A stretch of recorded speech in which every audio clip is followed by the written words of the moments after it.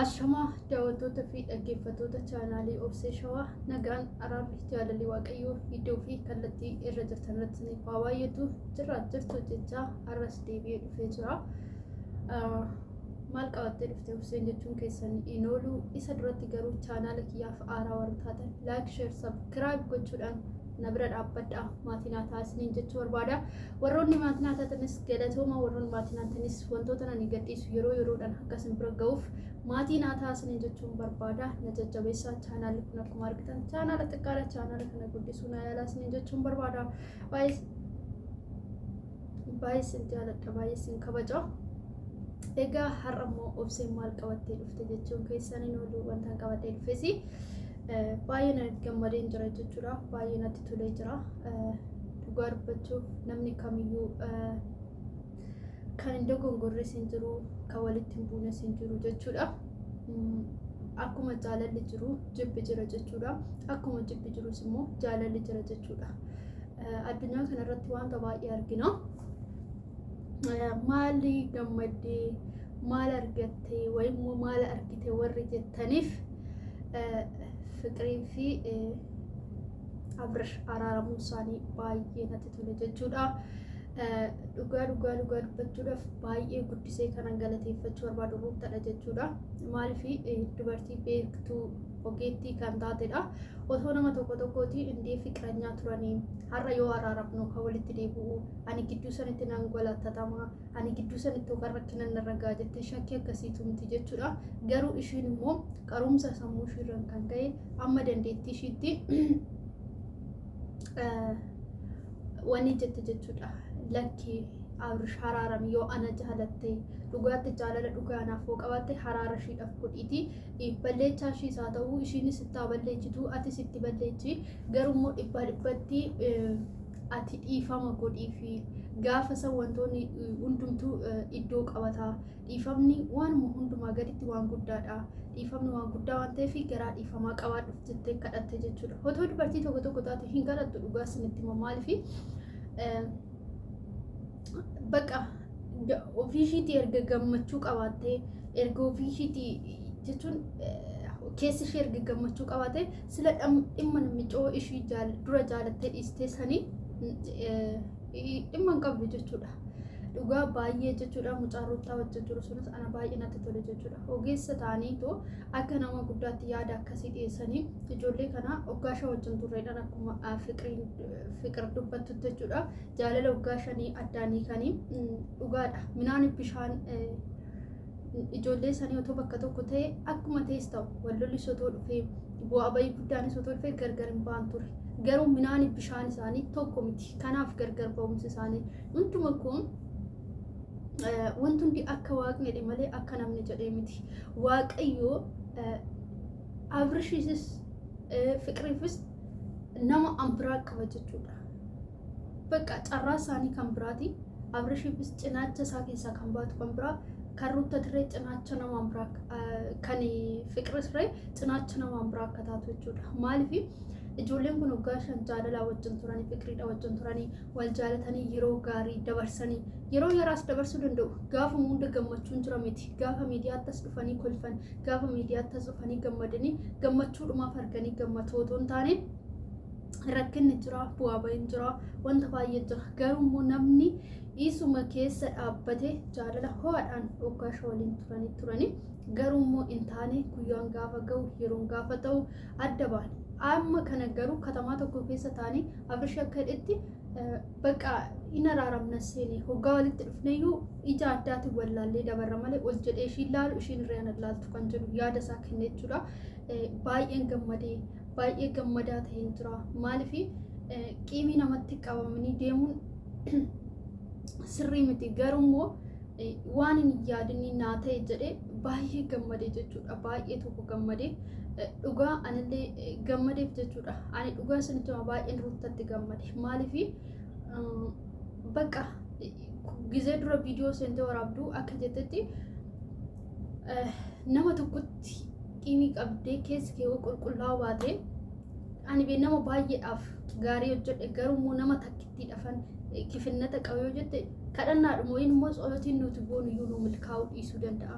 Kanaaf immoo wanti nuti tsolotii goonuu fi lafa kanarra waan baay'ee waan teenyeef nuti amma jirrutti waaqayyo wanta nurraa barbaadu godhuu qabna jette. Maaliif dhugaa baay'een gammadeetti jechuudhaan akka kootti namni kana yaada jedhee hin jira jedhee yaadu jiraachuus danda'a. Garuu immoo yeroo kanatti yeroo isaa wal fuudhanii waliin hin galinitti kana yaadde dubartiin jedhee yaadu.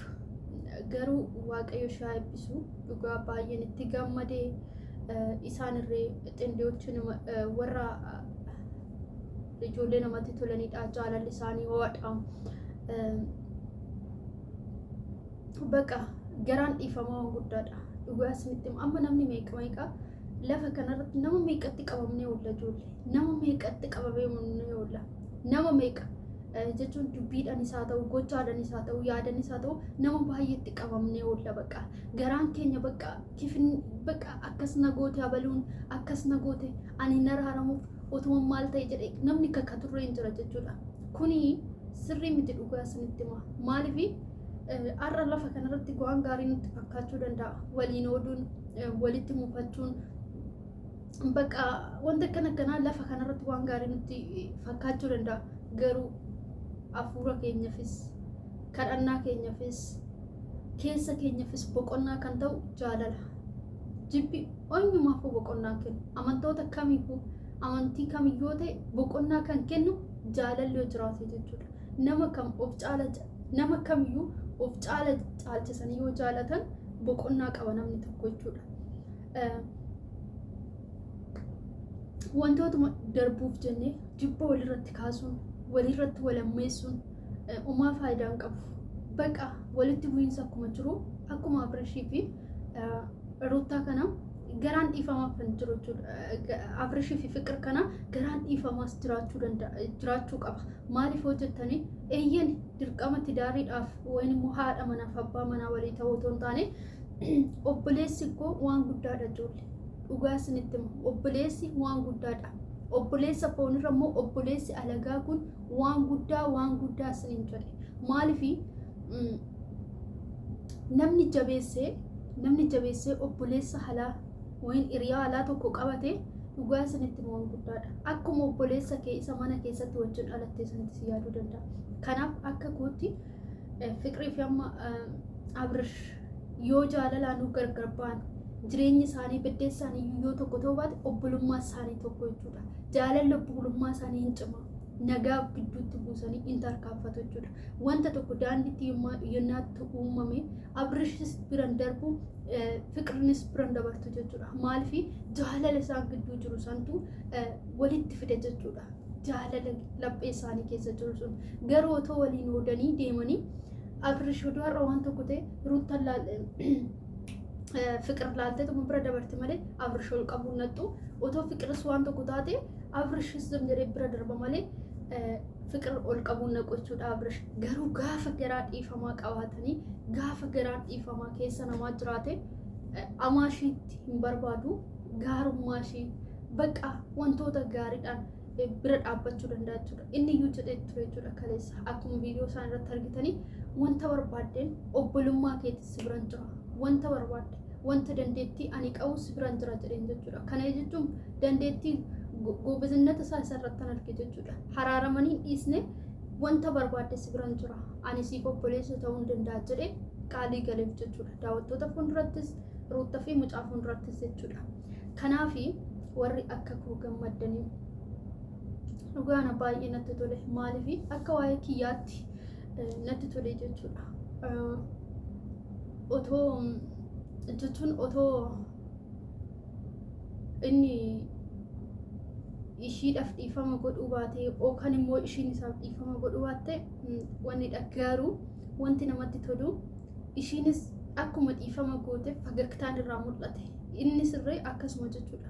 Gizee duraaf inni garuu akkamittan dhiifama godhuu danda'a gizeen biraatti naamna jedhee ture. Ishiinis ogguma isaa argitu bin jettee deemtee turte. Garuu immoo waaqayyo alfaatu araaramanii tokkummaa isaanii uumanii jiru. Baay'een gammadee Abrishiif fiqir baga gammaddan isin jedha. Ruuttaayee fi immoo obboleessi Ruuttaa bira jiru galatoomaa ulfaadhaa kabajamaa isiniin jenna. Nutis baay'ee isin jaalanna baay'ee isin kabajna jawaadhaa hojii akkana gaggaarii waan hojjettaniif dhugaa uummanni keessan irree guddaa isinitti gammada nurree galatoomaa isiniin jenna. Waan guddaa hojjettan dhugaa isiniin jedha waan guddaa namaaf irree fakkeenya ta'uu kan danda'u waan ta'eef galatoomaa isiniin jechuun barbaada. Egaa daawwattoota fi dhaggeeffattoota chaanaalii kiyyaa wanta narra qabadhee dhufe kanuma fakkaata. Viidiyoon biraatiin ammoo irratti deebinutti horaa bulaa.